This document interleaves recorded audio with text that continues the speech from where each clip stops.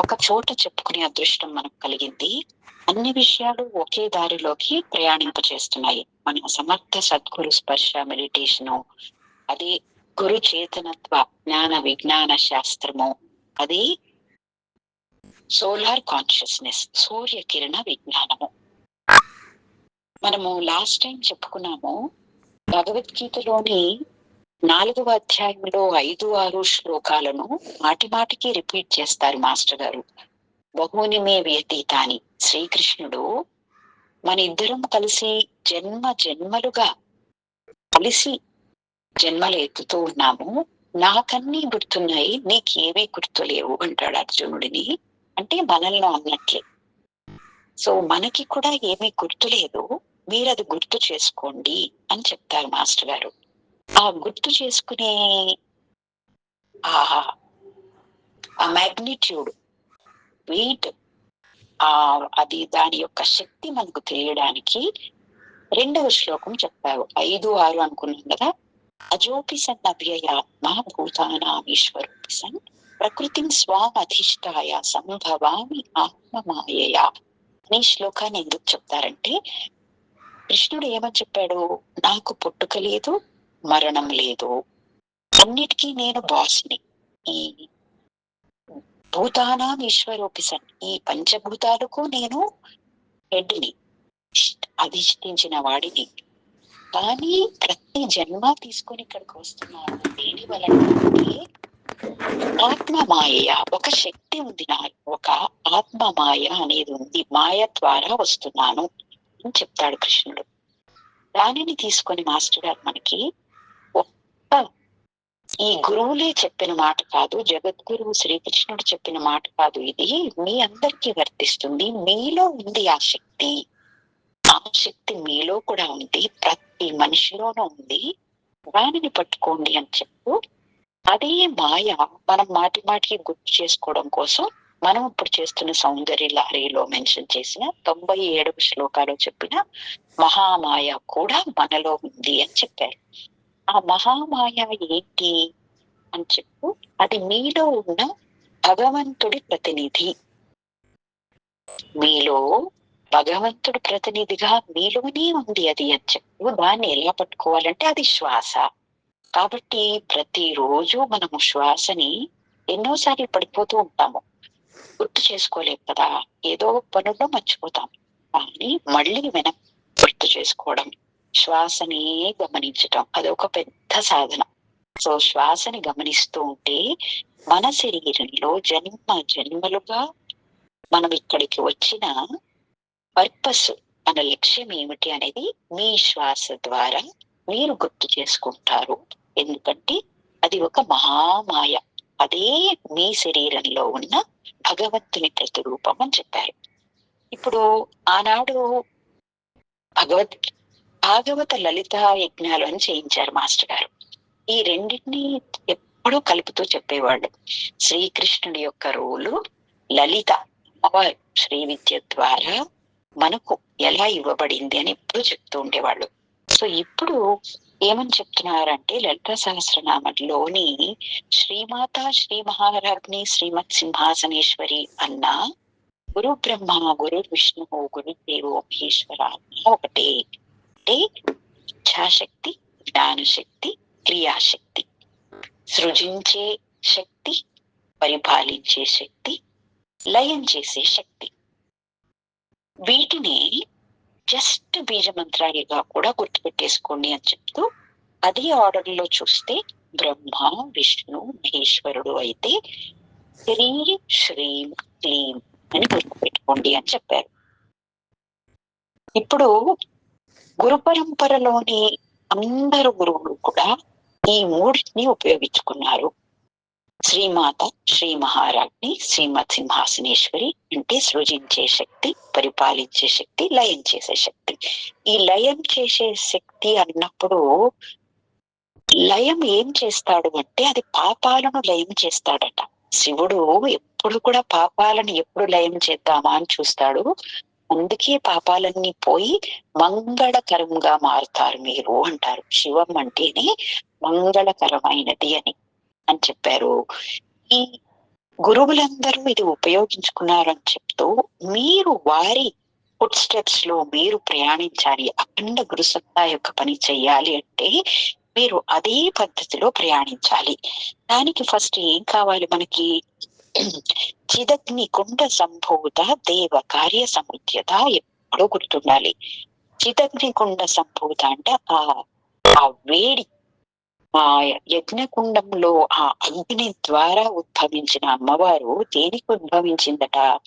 దేవ కార్య సముద్యత, దేవతా కార్యాలు నడిపించడానికి ఆవిడ ఉద్భవించింది. మన రోల్ కూడా ఇప్పుడు అదే.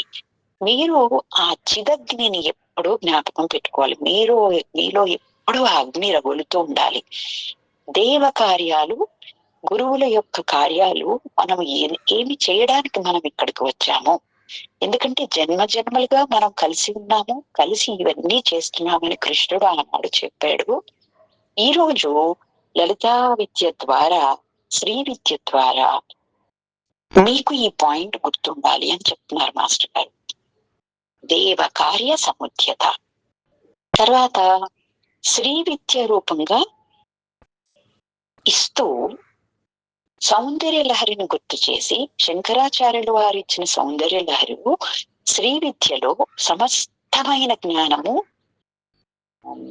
నిబిడీకృతం చేయబడింది అని చెప్తూ, మీ బ్రెయిన్ సెల్స్ లో దాగి ఉన్న సంస్కారాలన్నీ శ్రీ విద్య ద్వారా మీరు నిద్ర లేపుకుంటారు అని చెప్పారు. అంటే సేమ్ కృష్ణుడు చెప్పిన విషయమే, గుర్తు చేసుకోండి అన్న విషయాన్ని ఇక్కడ కూడా మీరు గుర్తు చేసుకోవాలి. ఈ శ్రీ విద్య ద్వారా మీరు లేపుకోవాలి ఆ సంస్కారాలను అని చెప్తున్నారు.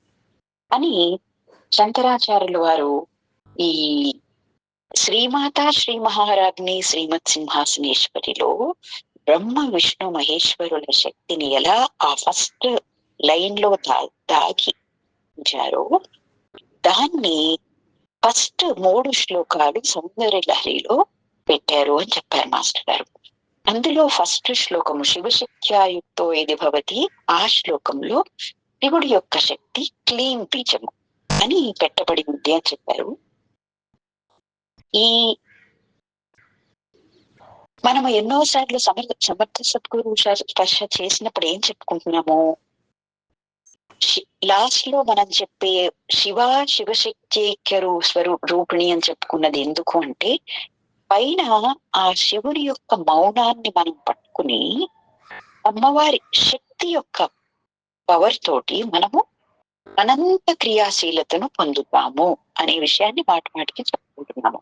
సో ఇక్కడ మొత్తం మీద అదే విద్య, ఎక్కడికి వెళ్ళినా కూడా అదే విద్య. మాస్టర్ గారు ఏం చెప్తున్నారంటే, మన యొక్క పైన ఉన్న మనో బుద్ధి చిత్త అహంకారాలను కింద ఉన్న 5 ఇంద్రియాలు, పంచేంద్రియాలతో కలిపి ఉపయోగించుకోవాలి అని మనకు అర్థం కావడం లేదు. అది తెలుసుకోవడానికి ఈ విద్యలన్నీ కూడాను. మనో బుద్ధి చిత్త అహంకారాలు పైన ఉన్న శివతత్వం అనుకుంటే, కింద ఉన్న పంచేంద్రియాలు అమ్మవారి క్రియాశీలత అనుకుంటే, ఈ శివాశక్తులని కలిపే విద్యయే మనం ఇప్పుడు చేస్తున్న సమర్థ సద్గురు స్పర్శ అనండి, గురు చేతనత్వం అనండి. ఇది మన యొక్క లక్ష్యం. అందరు గురువులు ఇది సాధించాలని ఇచ్చారు మనకు. సో ఈ శ్లోకంలో చెప్పినది ఏంటంటే, ఫస్ట్ శ్లోకాన్ని చూద్దాం. ఫస్ట్, ఈ అమ్మవారి శక్తి లేకుండా శివుడు సైతం కూడా ఏ పని చేయలేడు. ఇంకా హరిహర బ్రహ్మాదులు, హరిహర విరించి అంటారు కదా, ఈ ముగ్గురు కూడా ఆ శక్తికి తల ఊగారు కాబట్టి వారి పనులు చేయగలుగుతున్నారు అని మంచి ఎగ్జాంపుల్ ఏంటంటే, మనం ఎలక్ట్రిసిటీని ఎలా వాడుకుంటున్నామో దాని నియమాలు తెలుసుకొని వాడుకుంటున్నాము. శక్తి అటువంటిది అనమాట. అంటే నువ్వు ఎలక్ట్రిసిటీకి పాదాభివందనం చేస్తేనే అంటే అర్థం ఏంటంటే, నీ నియమాలకు మేము కట్టుబడి ఉంటాం తల్లి అని చెప్పి అది మనకు షాక్ కొడుతుంది. కాబట్టి రాగి వైర్ ను డైరెక్ట్ గా వాడకుండా దానిపైన ప్లాస్టిక్ వేసేసి ఎలక్ట్రిసిటీ యొక్క పవర్ ని మనం ఉపయోగించుకుంటాం. సేమ్ అలాగే అమ్మవారి శక్తి యొక్క నియమాలు తెలుసుకుని బ్రహ్మ ఏం చేస్తున్నాడు? సృజనాత్మకమైన నియమాలు తెలుసుకున్నాడు. విష్ణువు పరిపాలనాత్మకమైన నియమాలు తెలుసుకున్నాడు. శివుడు తప్పు చేస్తే దానిని ఎలా సర్దుకోవాలి అనే నియమాలు తెలుసుకున్నాడు. శివుడి పవర్ ని ఎప్పుడూ నెగిటివ్ గా తీసుకోకండి. అది మొత్తం దిద్దుబాటు, సర్దుబాటు. అసలు అందరికంటే శివుడి యొక్క శక్తి మనకి ఎక్కువ కావాలి అంటారు మాస్టర్ గారు. కాబట్టి ఈ మనం ఏ పాయింట్ ఆఫ్ వ్యూలో ఈ సౌందర్య లహరి చేయాలి అని చెప్తూ ఎక్కడి నుంచో వచ్చిన జ్ఞానం మనం ఈ శ్రీ విద్య ద్వారా మళ్ళీ గుర్తు చేసుకుంటున్నాం అన్నమాట. మన బ్రెయిన్ సెల్స్ లోనే ఉంది, మనందరికీ ఆ ఎలిజిబిలిటీ ఉంది. ఏ ఎలిజిబిలిటీ? సాయిబాబా సట్కాతో కింద కొడితే అగ్ని ఉద్భవించింది, కొడితే నీరు ఉద్భవించింది, పైన ఇలా చేయి చూపించి నువ్వు ఆగు అంటే కప్పు ఆగిపోయింది. ఎందుకు అంటే ప్రకృతి యొక్క శక్తులను వాళ్ళు అధిగమించారు. మీకు అందరికీ ఆ శక్తి ఉంది, అది మీరు నమ్మాలి. అసలు మీరు అది నమ్మకపోతే ఇంతవరకు రారు అంటున్నారు మాస్టర్ గారు. ఏమంటున్నారంటే ఈ స్తోత్రాల వల్ల ఏం చేస్తున్నారు మీరంటే, నువ్వెందుకు ఈ స్తోత్రాలు చెప్పినట్లు ఎందుకు వినాలి అంటే నీకు కావలసిన ఫలితాలు నువ్వు తెచ్చుకోవడానికి. ఈ స్తోత్రాలన్నీ కూడా శక్తిని నీకు కావలసిన దిశలో ప్రవహింపచేయడానికి నీవు ఈ శక్తి ధారలు ఉపయోగిస్తారు.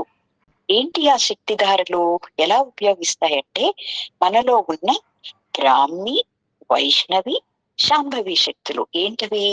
ఇచ్ఛాశక్తి, జ్ఞానశక్తి, క్రియాశక్తి.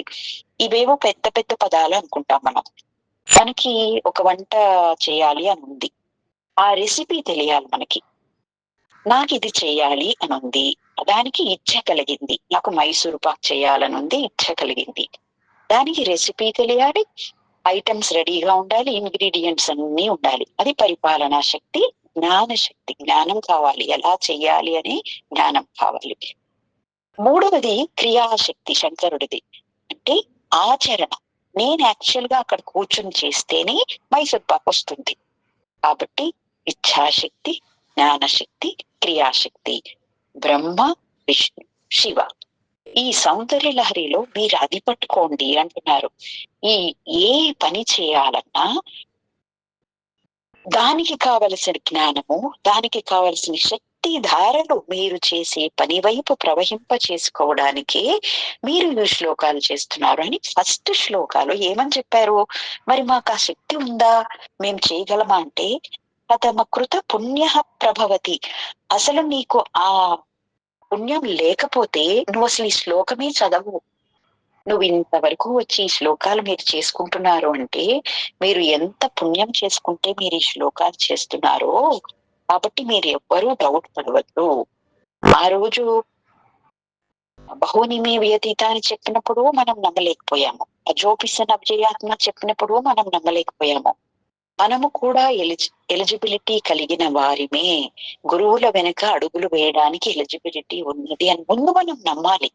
నమ్మితే ఆ దారిలో ప్రవహింప చేయడానికి ఈ శ్లోకాలన్నీ మీకు ఉపయోగపడతాయని చెప్తున్నారు మాస్టర్ గారు. బ్రహ్మీ శక్తి, వైష్ణవి శక్తి, శాంభవి శక్తిని ఇవన్నీ కూడా ఎలా ఉపయోగించుకున్నారు గురువులు అంటే శివ మరియు శక్తి యొక్క కలయికతోనే ఏర్పడతాయి ఈ పై మూడు. ఇచ్ఛాశక్తి, జ్ఞానశక్తి, క్రియాశక్తి శివ మరియు శక్తి యొక్క కలయికతోనే.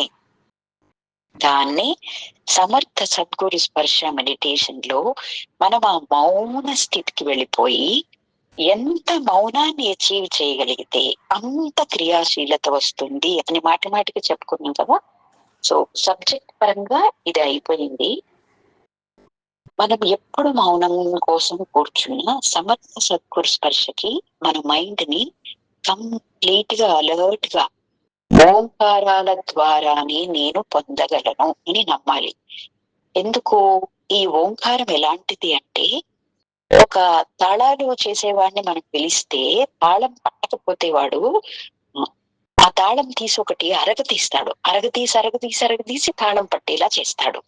సో మాస్టర్ గారు ఏం చెప్తున్నారంటే ఓంకారం ఏంటంటే మీ చక్రాలను అరగతీస్తుంది, అక్కడ ఉన్న అడ్డాల్ని తొలగించేస్తుంది, పరిశుద్ధం చేసేస్తుంది, చేసి టక్ అనేది పట్టేటట్లు చేసే కీయే ఓంకారము. సో ఓంకారం ద్వారా ఒకటి మనము ఆ పరమే వ్యోమంలోకి వెళ్ళగలము, మౌనాన్ని సాధించగలము. తర్వాత ఆ మౌనం ఒక్క లైన్ మనం ఎప్పుడు గుర్తుపెట్టుకోవాలి. ఇక్కడ పృథ్వీ స్థాయిలో, స్థూల స్థాయిలో ఉన్న మనము, పదార్థ స్థాయిలో ఉన్న మనము ప్రతిరోజు ఆ పదము, శబ్దము, వాక్కు స్థాయికి వెళ్ళడానికి ప్రయత్నిస్తున్నాము. అటు నుంచి వచ్చేప్పుడు ఏమని చెప్తుంది ఈ విద్యని? పదమును పదార్థముగా మార్చే విద్య అని చెప్తాం. పైనుంచి వచ్చేటప్పుడు గురువులు మనకు ఒక ఆశీర్వాదం ఇస్తే, పదము శబ్దం ఫామ్ లో మనకి ఒక ఆశీర్వాదం ఇస్తే, శతాయుష్మాన్ భవ అంటే అది మనకి ఇక్కడ నిజమవుతుంది. ఎందుకు అంటే పదార్థంగా మారుతుంది. ఈ పదమును పదార్థముగా మార్చే విద్యయే ఈ విద్య, మనం నేర్చుకుంటున్న యోగ విద్య. ఇదొక్కటి గుర్తుపెట్టుకున్నాము. ఈ ట్యాగ్ లైన్ పదమును పదార్థముగా మార్చే విద్యయే. ఇప్పుడే మనకు అన్ని అర్థం అవ్వాలని లేదు. గ్రాడ్యువల్ గా చెప్పుకుంటూ మన మెడిటేషన్ ద్వారా శక్తిని దింపుకుంటూ అర్థం చేసుకుందాం. జై గురుదేవ్.